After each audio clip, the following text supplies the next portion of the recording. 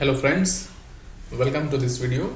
In this video we are going to talk about NJAC, that is National Judicial Appointments Commission. So पिछले कुछ दिनों से हम देख रहे हैं कि there is a dispute between, we can say conflict is going on between judiciary and the legislature, that is parliament. So we'll have a look on the dispute, what exactly dispute is going on and what exactly is NJAC. So let's begin. First, as I said, the NJAC stands for National Judicial Appointments Commission, which is a body which is going to, or which was supposed to, appoint judges of higher judiciary. Remember this thing, not all judiciary, there is only higher. Now what exactly mean by higher judiciary? That is only High Court and Supreme Court. This comes under the ambit of higher judiciary. Okay, so this is about the appointment. And second, the article of the Indian Constitution, that is Article 124 and 217, talks about the appointments of judges. जजेस के appointment के बारे में ये दो articles बताते हैं. और क्या बताते हैं? यूजुअली जब आर्टिकल 124 एंड 217 इज रेफर्ड तो उसमें ये दिखता है कि कुछ एम्बिगिटी रखी गई है. इसका मतलब क्लियर नहीं है. Constitution is silent on the procedure of जजेस अपॉइंटमेंट. तो ये जो साइलेंस है उसका इंटरप्रिटेशन भी जुडिशरी ही करती है कि किस तरह से उसको इंटरप्रेट करना है और किस तरह से एक्सप्लेन करना है.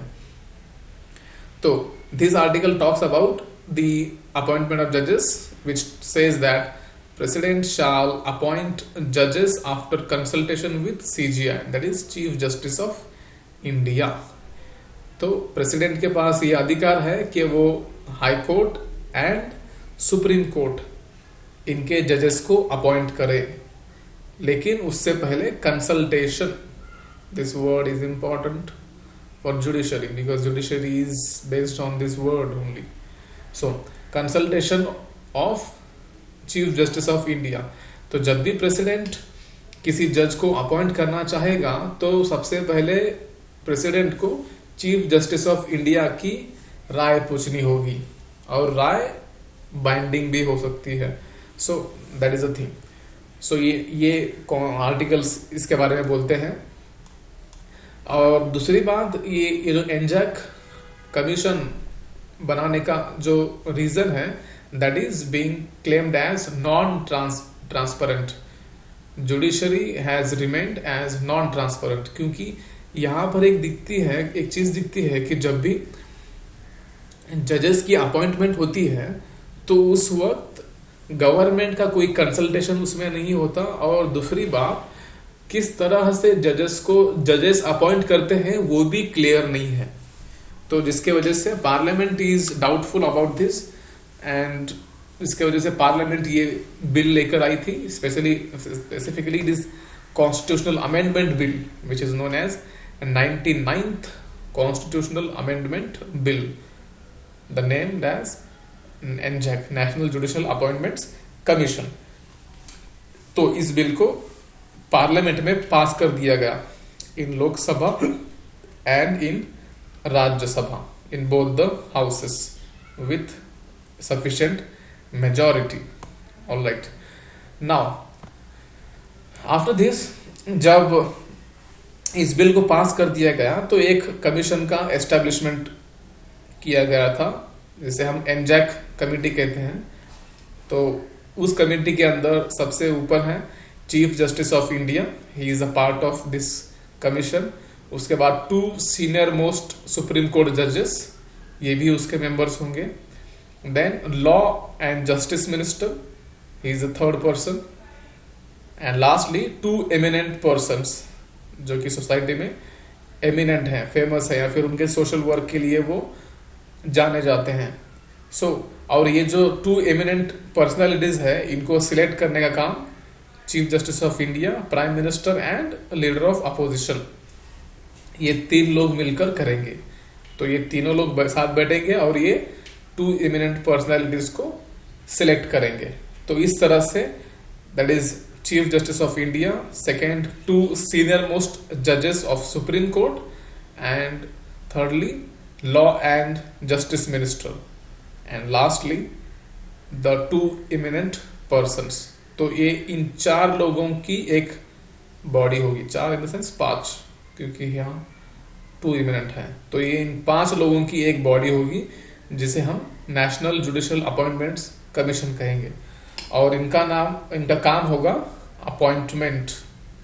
ये कमीशन डिसाइड करेगा कि किस जज को प्रमोट करना है, किस जज को ट्रांसफर करना है। All the works will be done by this body called as NJAC. Alright, so will have a look on it. So first of all and after this, जब इस बिल को पास कर दिया गया तो immediately supreme court entered in the, we can say, in the jurisdiction, and by using its judicial review, supreme court ने ये declare कर दिया कि NJAC is unconstitutional. NJAC is being declared as unconstitutional by the judiciary, specifically supreme court. Supreme court ने कह दिया कि this is attack on the autonomy of Supreme Court, therefore we will not allow this bill to be enacted or get passed as law। so यहाँ पर supreme court ने इस bill को रोक दिया और उसको स्क्रैप कर दिया, राइट। सो उनका मेन क्लेम था this is an attack on the autonomy of judiciary. तो जुडिशरी की ऑटोनॉमी के ऊपर अटैक है। देन और जुडिशरी की ऑटोनॉमी क्या है exactly? So it is basic structure.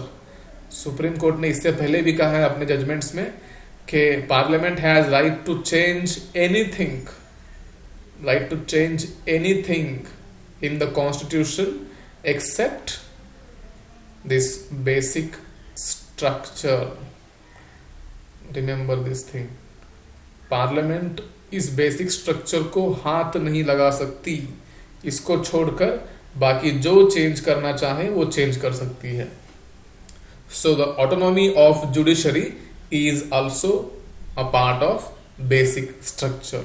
इसीलिए सुप्रीम कोर्ट ने इस बिल को स्क्रैप कर दिया, रिजेक्ट कर दिया। So this is the whole debate around the parliament and the judiciary. I guess you understand the matter, what exactly is and what I explained.